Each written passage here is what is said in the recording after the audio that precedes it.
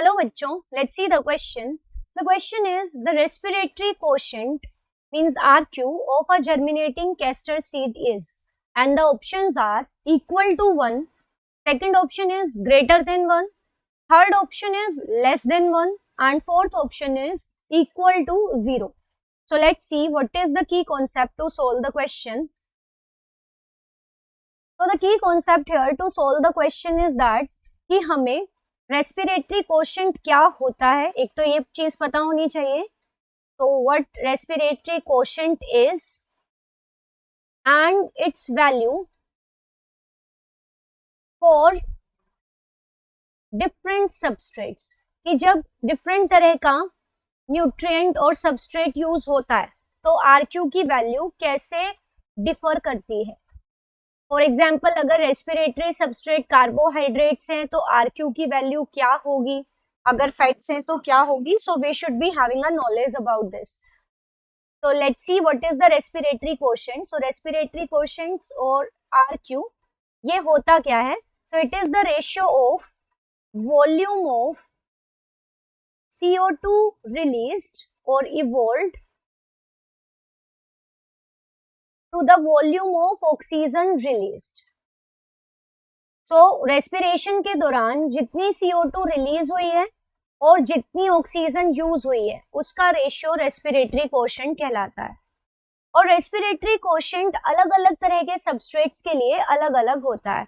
For example first अगर हम बात करें, हम लेके चलते हैं पहले कार्बोहाइड्रेट्स के लिए. अगर हम देखें सो कार्बोहाइड्रेट्स के लिए the value of RQ respiratory quotient, so respiratory quotient RQ for the carbohydrates is equal to 1.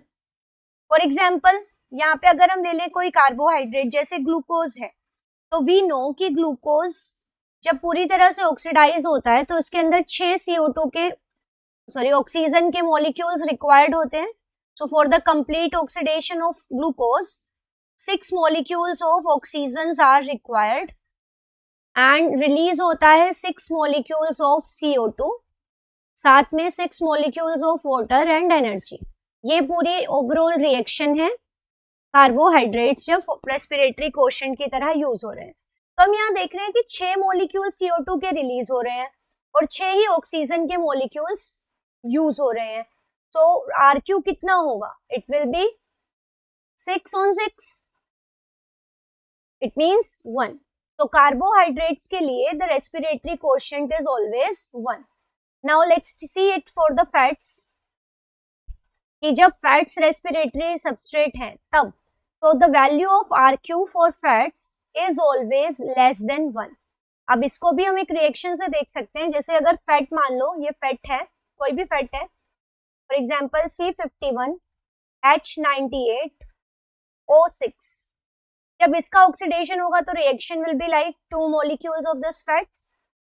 इसको ऑक्सीडाइज करने के लिए चाहिएंगे 145 molecules of ऑक्सीजन और बदले में रिलीज होगा 102 molecules of carbon dioxide plus 98 molecules of water and साथ में प्रोड्यूस होगी एनर्जी.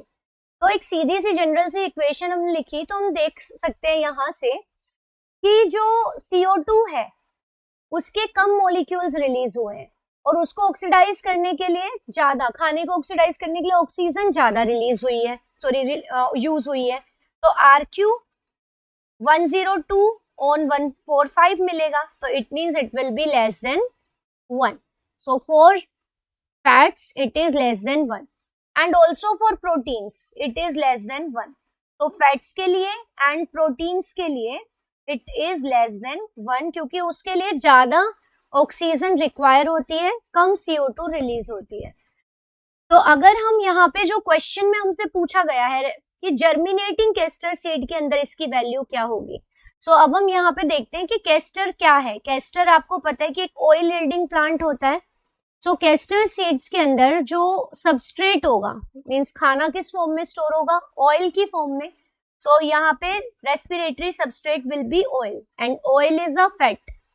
तो जब जर्मिनेशन होगा तो ये for the energy fat use होगा एंड वी नो कि फैट के लिए जो वैल्यू है RQ की इट इज लेस देन 1.